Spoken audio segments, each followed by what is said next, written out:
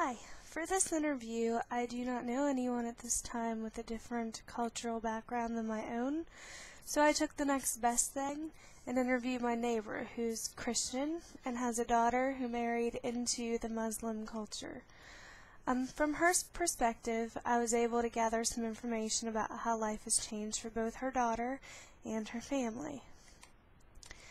According to my neighbor Monica, who has a daughter named Heather, she dated this guy named Sadiq for about 6 months before getting married on some of Heather's family's property with a little wedding and outdoor reception.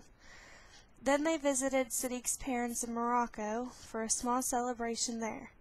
Traditionally, a Muslim marriage is arranged with someone the families choose, and it is most often the first or second cousin, and the parents of the bride and groom need the bride and groom's permission of the person that they pick. If a Muslim man does not wish to marry somebody from his country but to find a bride elsewhere, then he is allowed to choose a woman of Jewish or Christian faith.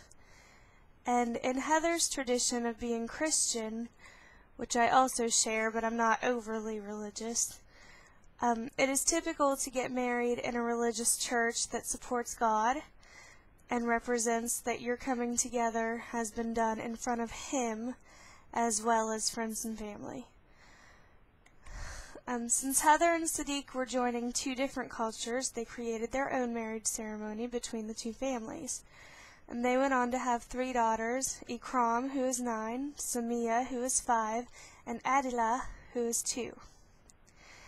They send them to a private Arabic school in Boston, Massachusetts, where they all live, and a few times a year they visit Sadiq's family in Morocco and his sister in Paris, France. Heather and her children visit her parents without Sadiq for 5 weeks in the summer and 1 week for Christmas, which is a Christian holiday worshiping Jesus Christ's birthday.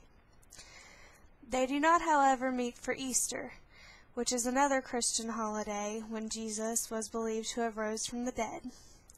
Even though Heather does celebrate Sadiq's holidays with him, including Ramadan, which is an Islamic and Muslim holiday where they fast for 1 month in beliefs of cleaning out their lives spiritually and physically.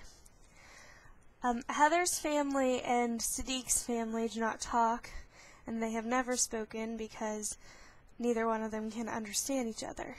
Sadiq's family speak Arabic, and Heather's family only speaks English. And that is also not normal because Muslim families usually, since they're joining together in marriage, they are normally very close to each other's families. But because of having family in so many places, Sadiq speaks Arabic, French, and English, while Heather still only knows English except the common phrases she has picked up from being around Sadiq and his family. Visiting here in West Virginia is the only place that Heather takes off her Muslim head-to-toe dressings out in public, which I learned was called a hijab. I think I'm saying that right. And sometimes during the summer I do see Heather out at the local Walmart dressed in her gown with her head and face covered except her eyes, and her children are with her but they are in normal clothes.